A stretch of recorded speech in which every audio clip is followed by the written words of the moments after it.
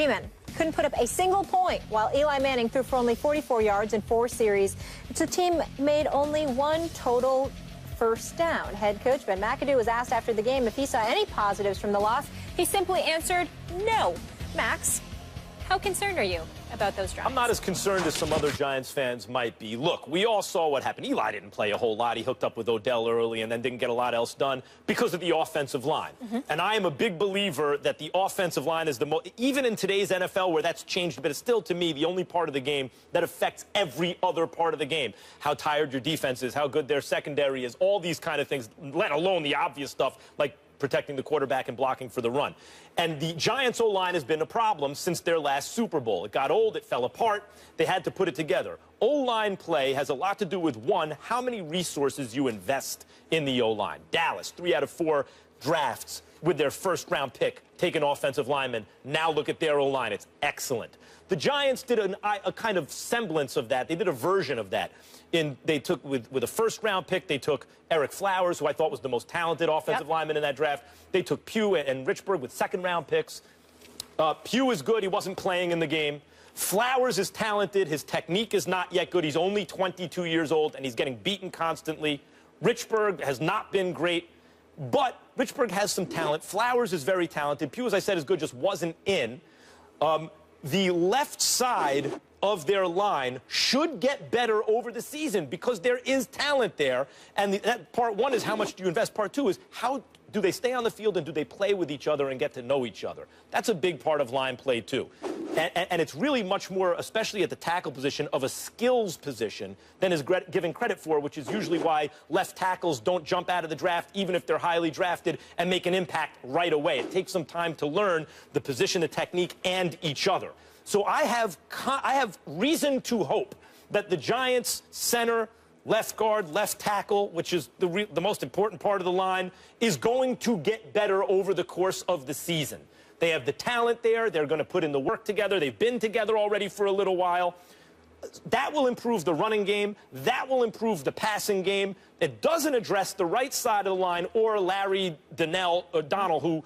No, Donnell, you're right. Donnell, sorry, I've been going back and forth, who the last couple seasons gotten open but dropped balls, and now you see in the preseason just can't block for the running backs. I mean, and you really need him to do that given the problems on the right side of the line where the talent isn't really there. So I get it. It sounds like I'm making a lot of excuses. There is some cause for concern on the offensive line, but there's also reason to believe that the line can get a lot better. What the Giants don't have is a backup quarterback, obviously. However, luckily for them, they have the Iron Man of the NFL playing under center, so the backup quarterback may not become an issue, Stephen A. Well, it's a couple of things. Number one, that soliloquy you just went on, it sounded very, it sounds just beautiful. Very, very fluid. Let's just leave it at that. It goes a long way because you want to minimize the amount of comeback that can go your way. It's very slick. A little bit. Debatable strategy on your part, but it won't work in this instance because here's why. It's so simple for Giants fans everywhere.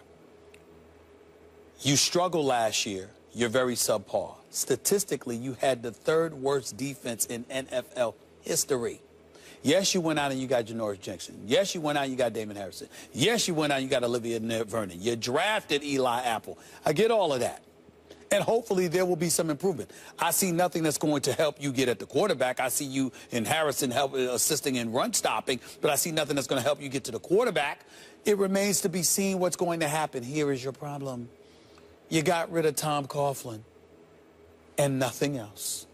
Same offensive coordinator, same personnel, basically, particularly on the offensive side of the ball. Yes, you drafted this kid, Sterling. We get it. And he's going to be an upgrade, you hope, from Ruben Randall, who was running routes sloppily, if not dropping passes. But in the end, you still have a suspect running game. You still have a suspect offensive line, which means that you're going to have to go back there and pass and put Eli in danger. Yes, he's the Iron Man, but that doesn't mean he's going to be effective. Yes, he did last year, and over the last 2 years, he hasn't led the league in interceptions. Only threw 14 interceptions last year, threw 35 touchdowns. We appreciate Eli Manning. But in the end, everything comes down to him because Victor Cruz is not healthy, because your offensive line is suspect, because your running game is highly suspect, okay? And you take all of those things into consideration. You can floss over it any way you want to. It comes down to Eli Manning and Odell Beckham Jr. because it's pretty much more of the same. So the NFC East is very competitive, and because it's very competitive, you never know on any given Sunday who's going to win or who's going to lose. But there's nothing to get excited about the Giants here because the Giants, by sitting there and getting rid of Tom Coughlin, but no one else, essentially are saying, we all right. Vernon was getting pressure on the quarterback. Vernon looks pretty good, number one. Preseason doesn't Number count. two, 6 wins last year, 4 losses in the last 75 seconds. That's not going to happen again. The Giants are unless Romo can somehow stay healthy, I think the Giants have as good a shot as anyone in the NFC. Unless Romo can stay healthy. It's a lot of confidence. I really believe in my team because I'm depending on Tony Romo for the Dallas Cowboys to get hurt. Well, That's my definition of success for my team. Prescott got me a little nervous. First of all, the Redskins would be better than y'all. Everybody pump the brakes, all right? We don't know what's going to happen. First Take is brought to you by State Farm. Talk to an agent today at 800-STATE-FARM. Firehouse Subs, the hero of all subs. And Leinenkugel's Summer Shandy. We have a huge week of guests here on First Take as stars from the new film Hands of Stone stop by the desk. I cannot wait for this tomorrow. Let me tell you. De Niro in a Roberto Duran movie? Legendary Robert De Niro is going to be here tomorrow. That is so good. And on Wednesday, Edgar Ramirez and Usher will pay a visit to the desk. So tune in all week right here on First Take. We're fired up. Before we get into our next topic, though, you wanted to... Well, made a movie just for me, De Niro in a Duran movie. They did. Yeah, I just wanted to say something about the UFC. I mentioned that McGregor gave the rematch at 170 almost as though it was like a concession. Like Diaz got it where he wanted. No, McGregor originally, as many people on Twitter have pointed out, but there was controversy about it, McGregor wanted it at 170 to avenge the loss. His team at the last minute said, no, 155. Then he asked for it at 155. By then, it was too late. The UFC wanted it at 170. But we agree next, if they do the trilogy, it should 55. be at 155. Yeah, which is where Diaz has fought a lot of his career. 100%. All right, let's go to the Mile High now. Through 2 preseason games, the Denver Broncos are still lacking a clear leading candidate for starting quarterback. Against the 49ers on Saturday, Trevor Siemian and Paxton Lynch each threw picks. Mark Sanchez lost 2 fumbles. Only Lynch was able to throw a touchdown in the game.